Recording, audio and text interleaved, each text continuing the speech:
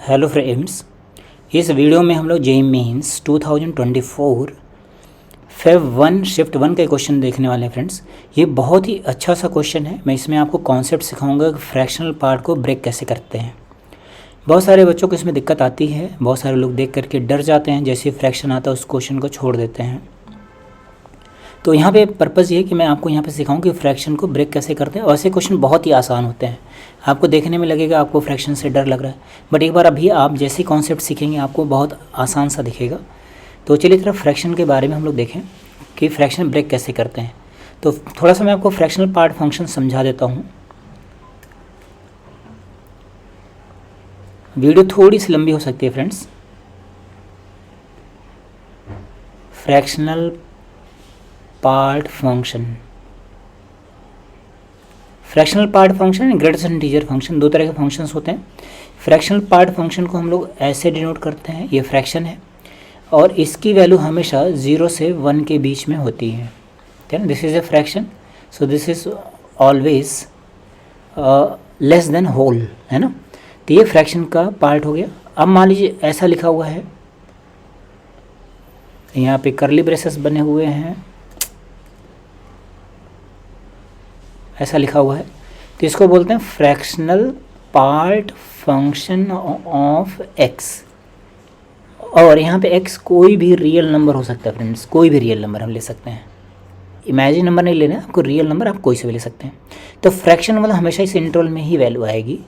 तो जैसे मान लीजिए फ्रैक्शनल पार्ट ऑफ मैंने 2.31 बोला, तो इसका मतलब ये हो जाएगा 0.31।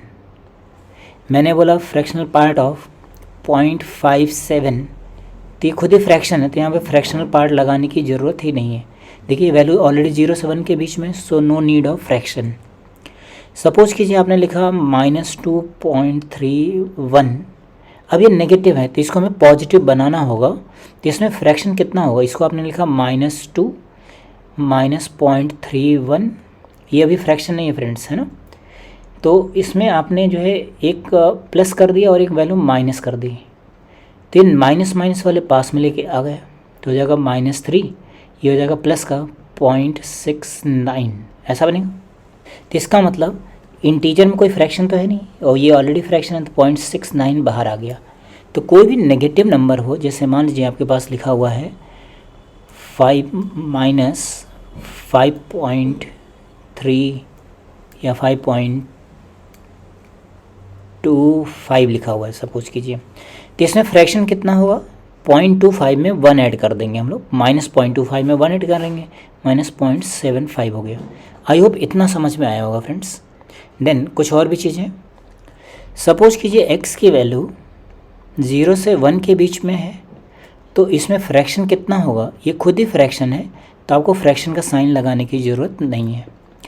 अगर x की वैल्यू 1 से 2 में है तो ये फ्रैक्शन नहीं है, तो यहाँ पे फ्रैक्शनल पार्ट ऑफ x की वैल्यू क्या होगी, इसमें से 1 सब्ट्रैक्ट करेंगे तो फ्रैक्शन बन जाएगा। x की वैल्यू -1 एंड 0 के बीच में है, तो इसको फ्रैक्शन बनाने के लिए इसमें 1 ऐड करना पड़ेगा। x में 1 ऐड कर दिया तो फ्रैक्शन बन गया। तो इस तरह से हम लोग इसको ब्रेक कर सकते हैं। चलिए क्वेश्चन पे आ जाते हैं। क्वेश्चन में कह रहा है हमें 0 x टेंस टू 0 पे इसकी left hand limit right hand limit निकालनी है। तो जब x टेंस टू 0 माइनस होगा तो जो फ्रैक्शनल पार्ट होगा ये फ्रैक्शन कब बन जाएगा, जो इसमें 1 ऐड करेंगे, x + 1, ठीक है ना। अगर x टेंस टू 0 प्लस है तो ये तो खुद ही फ्रैक्शन है, तो यहाँ पे फ्रैक्शनल पार्ट की वैल्यू क्या हो जाएगी, x। तो पहले हम लोग इसके लेफ्ट हैंड लिमिट निकाल लेते हैं।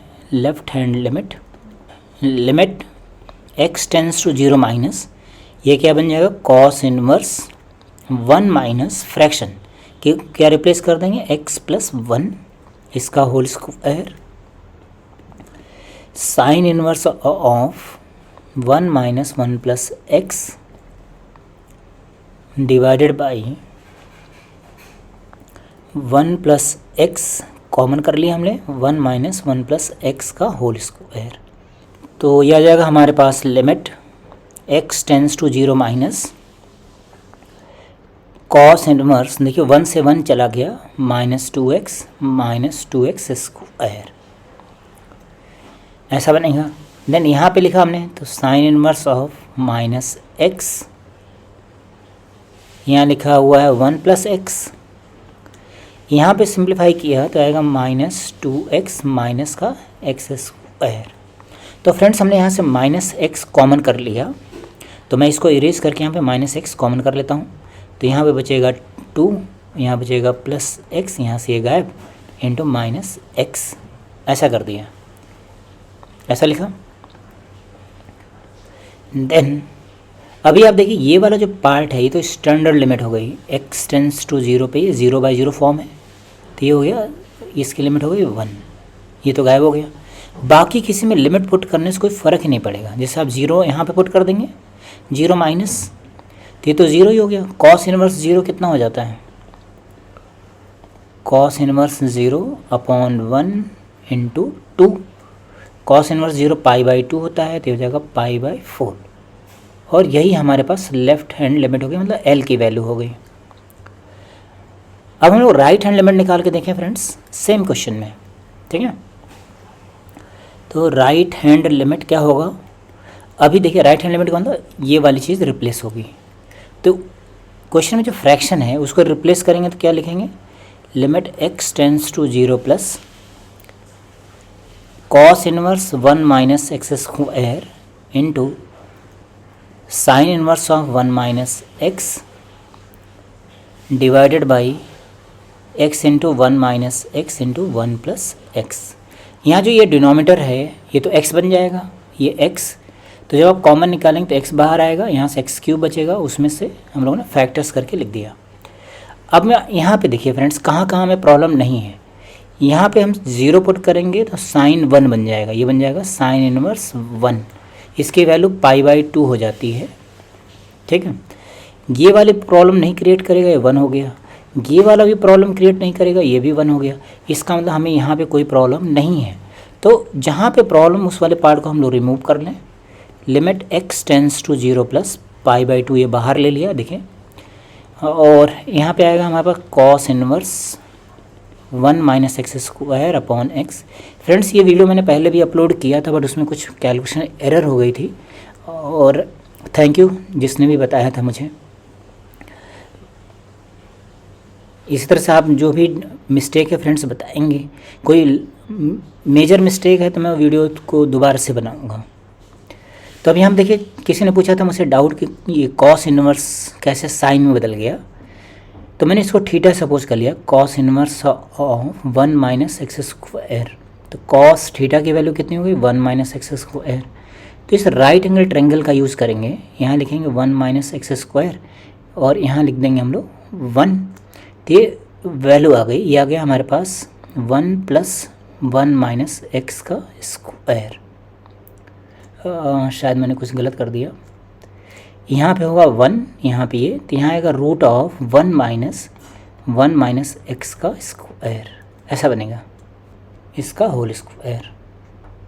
तो 1² माइनस दिस स्क्वायर, ये फॉर्मूला होता है। तो यहाँ से साइन थीटा की वैल्यू कितनी हो गई फ्रेंड्स, ये वैल्यू हो जाएगी √1 minus 1 + x⁴ minus 2x² divided by 1, ये हो गया।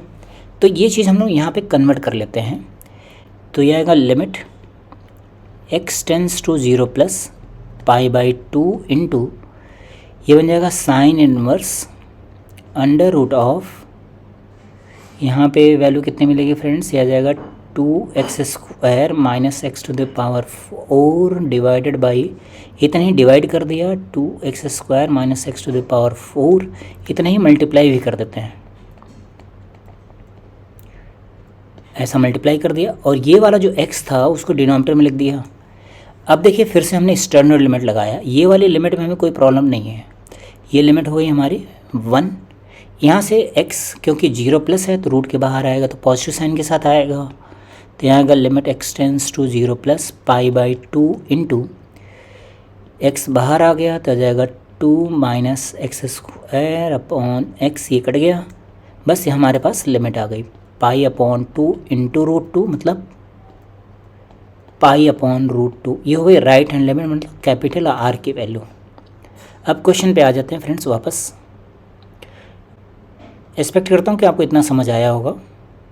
देखिए क्वेश्चन में हमें क्या फाइंड आउट करना है, क्वेश्चन में फाइंड आउट करना है 32 अपॉन, ये बात देख लेते हैं, 32 upon pi square L square R square. तो 32 upon pi square L square plus R square की वैल्यू लिखनी है। तो 32 upon pi square L square की वैल्यू कितनी होगी फ्रेंड्स, देखिए यहाँ पे एल हम लोगों ने निकाल रखा था, तो हो जाएगा पाई स्क्वायर अपॉन 16। यहाँ आर स्क्वायर निकाल रखा है, तो हो जाएगा पाई स्क्वायर अपॉन 2। 32 और पाई स्क्वायर अंदर मल्टीप्लाई कर देते हैं, तो यहाँ आ जाएगा 2 और 32 अपॉन 2 16, तो आंसर आ गया 18। यही आंसर हो गया फ्रेंड्स। अभी उम्मीद करता हूँ कि आपको ये क्वेश्चन अच्छे से समझ आया होगा और ये फ्रैक्शनल पार्ट में आपका डाउट क्लियर हो गया होगा फ्रेंड्स। फ्रैक्शनल पार्ट में अभी और भी चीज़ें होती हैं, इसमें जो ग्राफ होता है, ग्राफ हम लोग डिफरेंट ग्राफ्स कैसे बनाते हैं, अगर किसी क्वेश्चन में वो कॉन्सेप्ट आता है तो फिर मैं आपको उसको डिटेल में एक्सप्लेन करूँगा। आई होप आपको ये सोल्यूशन काफ़ी अच्छा लगेगा फ्रेंड्स। Okay, thank you.